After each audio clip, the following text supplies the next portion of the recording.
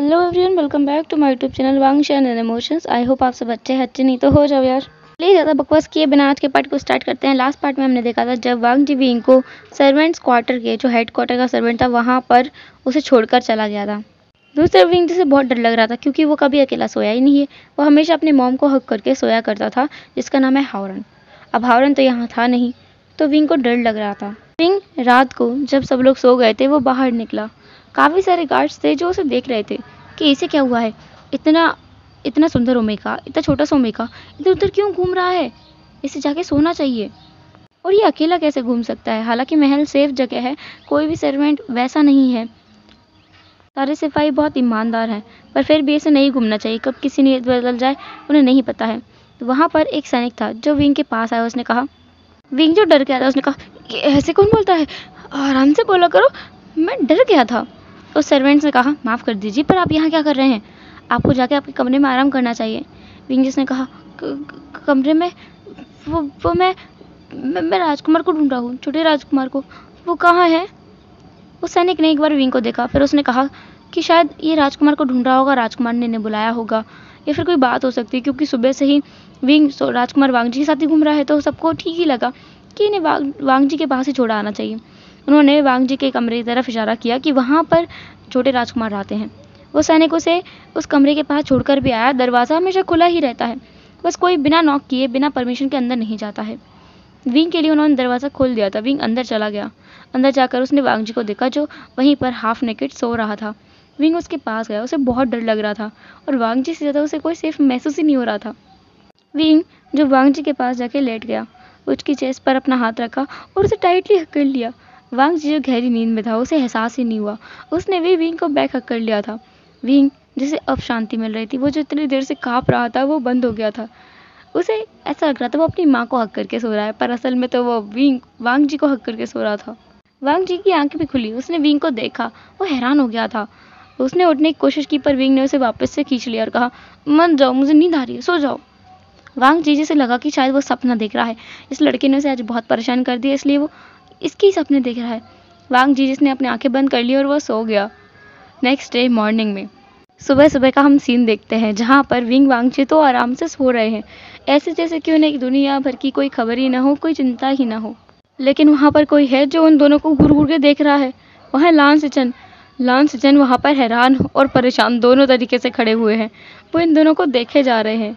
वो लगभग आधे घंटे से यहाँ खड़े हुए हैं क्योंकि वांग जी जागने का नाम नहीं ले रहा है और उनकी हिम्मत नहीं हो रही कि वो जाकर वांग जी को जगाएं क्योंकि विंग उसके साथ है और दोनों ऐसे सो रहे हैं जैसे दो जिस्म में एक जान हो।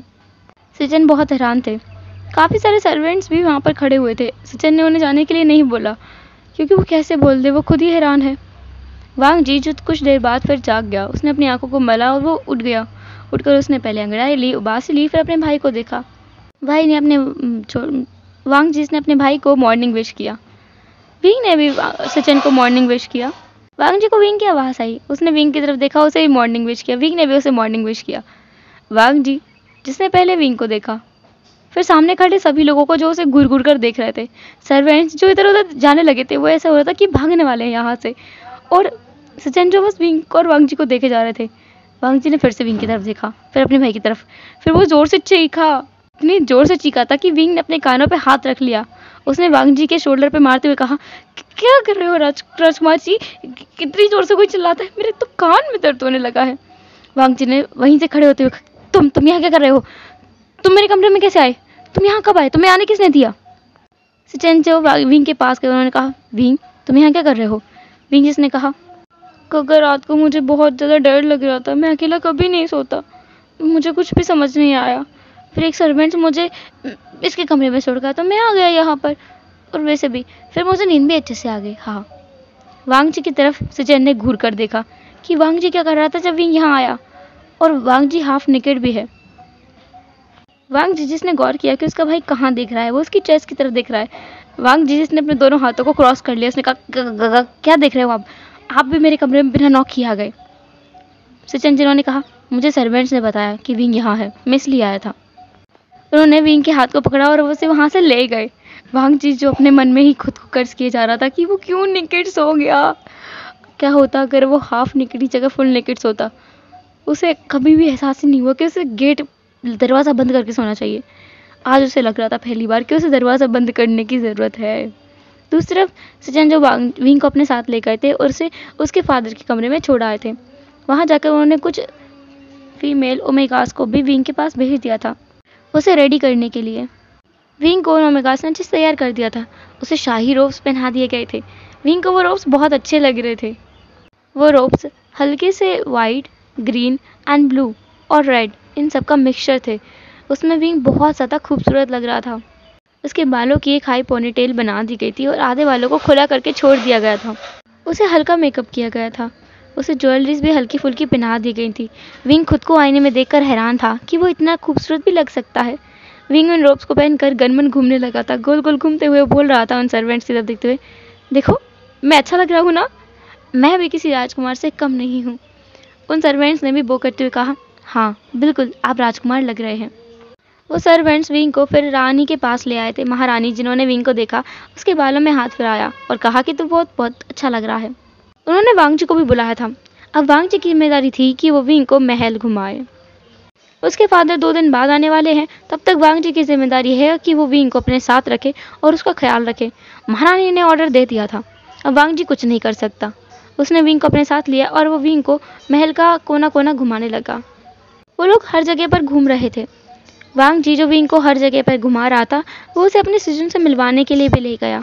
उसकी सिजुन मतलब उसकी गुरु माँ, जिनका नाम श्याओ बाओ है, श्याओ बाओ, जो विंग को बस घूर कर देखे जा रही थी। विंग जैसे याद है ये लेडी उसे पहले दिन भी मिली थी। उसे बुलाकर लेकर आई थी। उसके फादर के बारे में कहा था कि उसके फादर उसे बुला रहे हैं, पर असल में तो वो उसे स्वॉर्डमैनशिप के बारे में बता रही थी।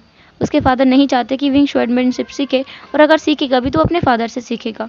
वांग ची ने अपने सिजुन से विंग को इंट्रोड्यूस करवाया, उसे मिलवाया। यहाँ पर हम ये भी देखते हैं कि शाओ बाओ जीही की तरह दिखती है, बस उसकी एज बहुत ज़्यादा है। वांग जी से विंग से काफ़ी ज़्यादा है। विंग और वांग जी तो घूम रहे थे पर शाओ बाओ की नज़र सिर्फ विंग के ऊपर टिकी हुई थी, जैसे कि वो विंग से कुछ कहना चाहती हो और उसे अपने साथ ले जाना चाहती हो। कुछ तो था उसकी आंखों में जो विंग को बहुत अजीब लग रहा था और इसलिए इसने वांग जी के हाथ को टाइटली पकड़ लिया था। वांग जी हैरान हो गया था। उसने विंग की तरफ देखा। विंग जो डर गया था। वांग जी इसने विंग की तरफ देखते हुए पूछा, क्या हुआ है तुम्हें? तुम इतना डर क्यों रहे हो? जैसे कि तुमने भूत देख लिया हो। क्या कोई तुम्हें भी डरा सकता है? विंग जिसने वांग जी की तरफ देखा और कुछ भी नहीं कहा। वांग जी को कुछ सस्पिशियस लगा तो वो विंग को अपने साथ ले गया। विंग को अब वांग जी महल से बाहर ले आया था। हालांकि उसे महल से बाहर ले जाने की इजाज़त महारानी ने उसे दी नहीं थी, पर फिर भी वांग जी तो वांग जी है। वो विंग को बाहर ले आया था और अब उसे बाहर घुमाने लगा था। उसके बाहर वाला बागीचा, बाहर की चीज़ें, बाहर की दुकानों पे वो भेष बदल के गया था। विंग को भी उसने भेष बदल दिया था। उसके वो बहुत अच्छे वाले कपड़े को बदल के उसने सादा कपड़े पहना दिए थे। विंग उनमें भी बहुत अच्छा लग रहा था।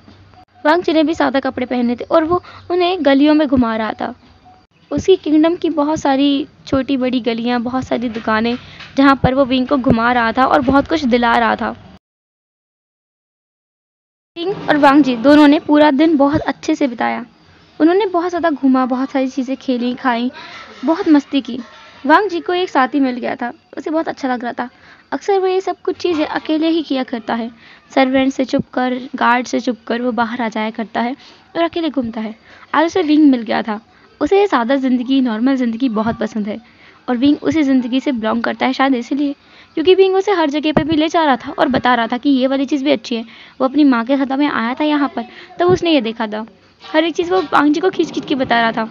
जो चीज़ें वांग जी को नहीं भी पता थी वो भी उसे पता चल रही थी, क्योंकि वांग जी एक बहुत बड़ी फैमिली से बिलोंग करता है।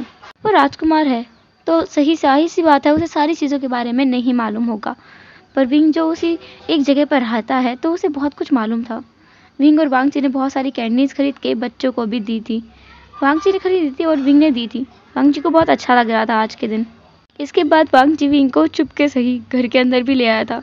वहाँ लाने के बाद में उन दोनों ने साथ में डिनर भी किया और उसके बाद में वांग जी विंग को इस बार अपनी मर्जी से अपने कमरे में ले गया और उसे अपने बेड पे साइड में सुला लिया और कहा कि विंग को इस साइड नहीं आना है। बीच में उसे पिलो लगा दिए थे। बस वांग जी ने इस बारे में अपने भाई को, अपनी मॉम को, किसी को कुछ बताया नहीं था। वांग जी एक प्योर हार्टेड इंसान है। उसके मन में कुछ भी गलत नहीं है। वो तो बस विंग को अपना एक बहुत अच्छा दोस्त मानने लगा है, बहुत अच्छा दोस्त। वो दोनों वहाँ पर सो गए थे। नेक्स्ट डे मॉर्निंग में वांग जी बहुत जल्दी जाग गया था। उसे डर था कि उसका भाई फिर से विंग को यहाँ देख ना ले। वो जाग गया, उसने विंग को भी उठाया और बाद में वो रेडी हो गया और आज विंग के साथ वो गया शॉर्टमैन से क्लास के लिए। उसकी आज क्लास है। कल तो उसने ऐसे ही फ्री ले लिया था क्योंकि उसकी माँ ने कहा था, पर आज ऐसा नहीं है। शाओ बाओ जो उन लोगों को तलवारबाजी के कुछ नियम बता रही थी, विंग भी वहाँ था तो वो भी सुन रहा था। अब वो खुद के कान को तो बंद नहीं कर सकता सुनने से। जो भी नियम शाओ बाओ ने बताए विंग ने भी वो सुने। शाओ बाओ जो विंग को देख रही थी उसने कहा, तुम भी चलाना चाहोगे तलवार? मेरे पास एक और एक्स्ट्रा है, मैं दे सकती हूँ। विंग जिसने नाम में अपना सिर हिला दिया।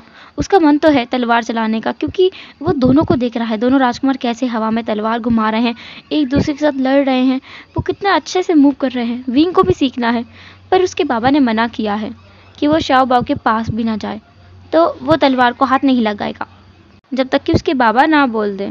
वांग जी ने विंग को देखा कि विंग कैसे उसकी तरफ देख रहा है। वांग जी विंग के पास गया, उसके हाथ को पकड़ा और उसे खड़ा किया और उसे अपने पास ले आया। वांग जी ने अपनी तलवार विंग के हाथ में दी और कहा, चलाओ इसे। विंग ने कहा, कैसे? मुझे चलाना नहीं आता है। वांग जी ने विंग के हाथ को पकड़ लिया था, पीछे वो उसके खड़ा था और उसके हाथ में हाथ को दे दिया था। अपने हाथ से विंग के हाथ को पकड़ा था और तलवार को पकड़ा था। वो अपने हाथ से ही वांग जी को विंग को तलवार चलाना सिखा रहा था। शाओ बाओ को यह अच्छा नहीं लग रहा था, उसे गुस्सा आ रहा था, बहुत ज़्यादा गुस्सा आ रहा था। किस बात के लिए गुस्सा आ रहा है उसे नहीं मालूम है, किसी को नहीं मालूम है। सचिन देख पा रहे थे कि वांग जी कुछ ज़्यादा ही दिलचस्पी नहीं दिखा रहा है इस ओमेगा में। उन्हें भी अच्छा नहीं लग रहा था क्योंकि वो जानते हैं कि विंग एक सर्वेंट का बेटा है, इसलिए उसे नहीं जाना चाहिए। हालांकि वो ये भी जानते हैं कि ये सब कुछ सोचना गलत है। क्या पता माँ और बाबा अच्छा मानते हो विंग को एक्सेप्ट कर भी लें अगर वांग जी उसे पसंद करने लगे तो।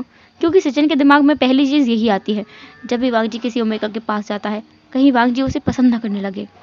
ऐसा हुआ तो गड़बड़ हो जाएगी, इसलिए उन्हें डर लगता है। पर फिलहाल के लिए तो वो देख रहे थे, उन्हें विंग पसंद है, विंग बहुत अच्छा लड़का है। वांग जी और विंग दोनों ने तलवारबाजी तो की, लेकिन साथ में विंग ने वांग जी को 3-4 बार गिरा दिया था। वो इधर तलवार घुमाने का बोलता तो विंग दूसरी तरफ घुमा देता और उन दोनों के हाथ एक साथ होते थे तो वांग जी को चोट लग जाती थी। वांग जी ने विंग के ऊपर चिल्लाया भी बहुत ज़्यादा और विंग बहुत हंसता था अपने बनी तीत को दिखाते हुए। बाद में सचिन जो खुद भी उनके साथ एंजॉय करने लगे थे। शाओ बाओ भी मुस्कुराने लगी थी। ये देखकर सचिन को झटका लगा था क्योंकि शाओ बाओ मुस्कुराती नहीं है।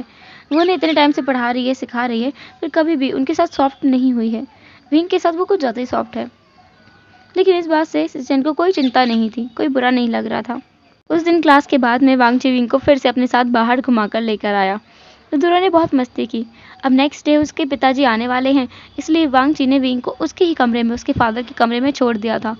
और उसे पता है कि विंग अकेला नहीं सो सकता, तो विंग के सोने तक वो वहीं बैठा रहा था और उसे सोचा था कि वो विंग के सोने के बाद यहाँ से चला जाएगा, पर ऐसा नहीं हुआ, वो वहीं बैठा रह गया।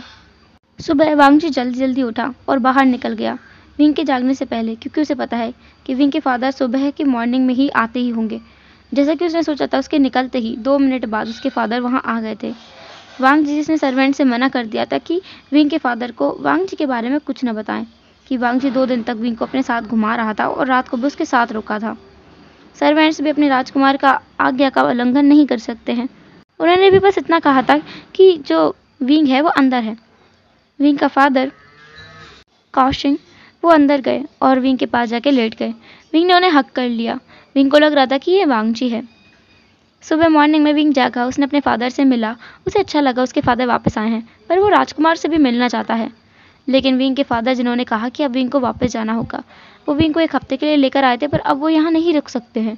उन्हें बहुत सारा काम है, उन्हें कहीं जाना है बहुत ज़रूरी काम से, इसलिए विंग को घर वापस जाना होगा। एक बार आखिरी बार काओशिंग जिसने विंग को महारानी से मिलने के लिए कहा। विंग गया वहाँ पर राजकुमार वांग जी पहले से थे, महारानी के पास बैठे हुए थे। विंग जिसने महारानी को बो किया और कहा कि वो जा रहा है। वांग जी को ये अच्छा नहीं लगा था क्योंकि उसके फेस पर एक गुस्से वाला लुक था और ऐसा लुक था जिसमें वो बोल रहा हो कि नहीं, तुम नहीं जा सकते, तुम्हें नहीं जाना चाहिए। लेकिन विंग को तो जाना पड़ेगा। विंग अपने बाबा काओशिंग के साथ में निकल गया था घर के लिए। घर जाते हुए विंग का फेस उतरा हुआ था, उसे अच्छा नहीं लग रहा था महल से जाते हुए, पर जाना तो पड़ेगा। काओशिंग जी समझ आ रहा था कि विंग ना उदास है क्योंकि शायद महल उसे अच्छा लगा, वो महल से जाना नहीं चाहता है। काओशिंग जिसने विंग के शोल्डर पे हाथ रखते हुए कहा, वी, क्या तुम्हें तुम्हारे माँ से नहीं मिलना है? वो कितना परेशान होगा तुम्हें पता है, वो कितना अकेला होगा, वो तुमसे कभी दूर नहीं रहा है। तुम उसके बारे में भी तो सोचो।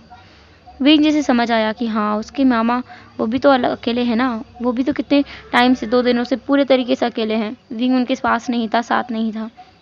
काओशिंग वैसे तो विंग को यहाँ से नहीं लेके जाता, लेकिन उसे अपने हस्बैंड की कुछ ज़्यादा ही चिंता है।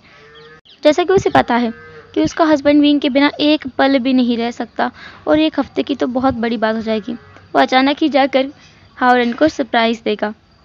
वो दोनों निकल चुके थे अपने घर के लिए। कुछ टाइम बाद वो दोनों वहाँ पहुँच भी गए। हावरन, जैसा कि काओशिंग ने सोचा था, बाहर ही बैठा हुआ था, अपने मुंह को लटकाए हुए। जब उसने घोड़ों की आवाज़ सुनी तब वो खड़ा हुआ। उसने सामने देखा, वहाँ से काओशिंग जो आ रहा था। उसने विंग को छिपा दिया था अपने पीछे। हावरन जिसने कहा, काओशिंग क्या ये आया है? क्या तुम उसे वापस ले आए हो?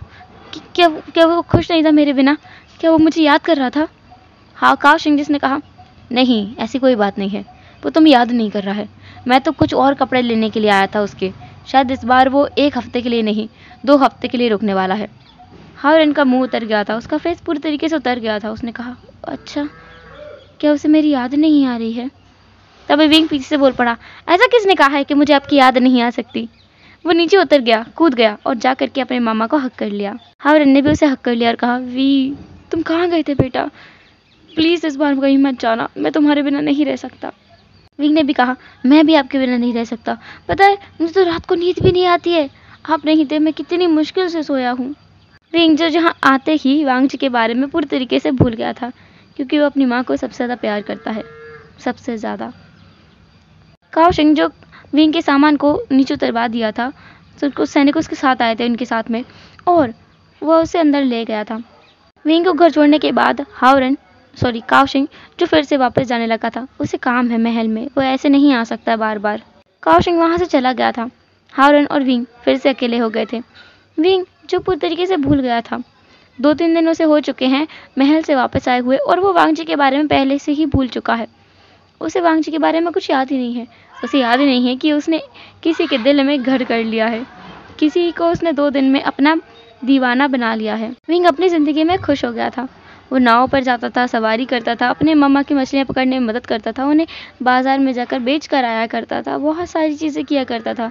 बच्चों के साथ खेलना, उछलना, बातें करना, गाना गाना, यही सब कुछ उसका चल रहा था। फिर से वो सब कुछ भूल चुका था महल के बारे में। दूसरी तरफ वांगजी जिसका बुरा हाल हो चुका था।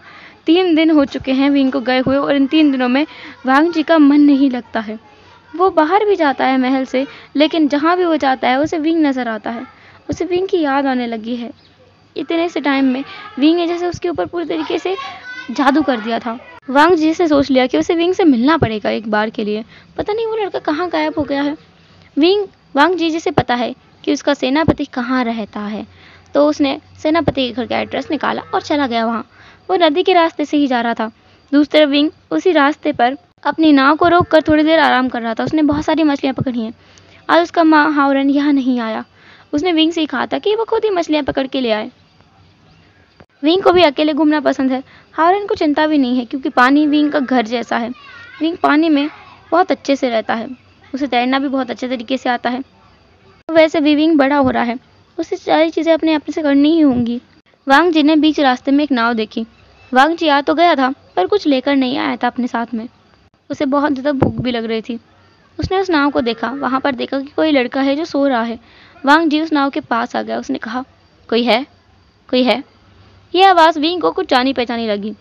वो अभी तक सोया नहीं था, आराम कर रहा था। उसने आवाज़ को सुना और कहा, राजकुमार। वो उठकर बैठ गया था। उसने वांगजी को देखा अपने सामने, और वो हैरान हो गया।